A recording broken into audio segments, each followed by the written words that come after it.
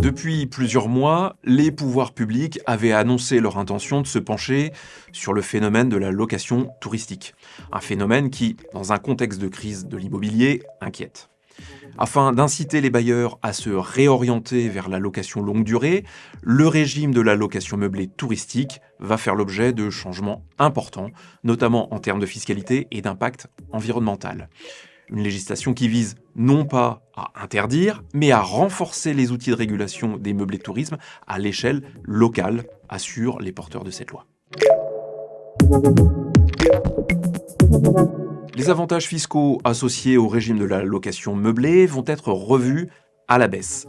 Ainsi, les parlementaires se sont accordés pour réduire le taux d'abattement pratiqué dans le régime micro-BIC appliqué à un meublé de tourisme non classé. Ce dernier passant de 50 à 30% avec un plafond fixé à 15 000 euros. Ce dernier était fixé à 77 700 euros auparavant. Pour les meublés de tourisme classés cette fois-ci, le taux de l'abattement est ramené de 71 à 50% avec un plafond abaissé à 77 700 euros au lieu de 188 700 euros.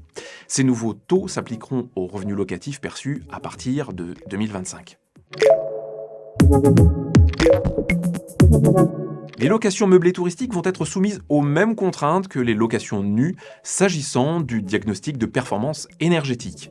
Ainsi, les bailleurs qui proposeront ce type de location pourront être sommés de transmettre à la commune du lieu de situation du bien un diagnostic de performance énergétique. Étant précisé que pour pouvoir être proposés à la location, les logements concernés devront être classés au moins F en 2025, E en 2028 et D en 2034.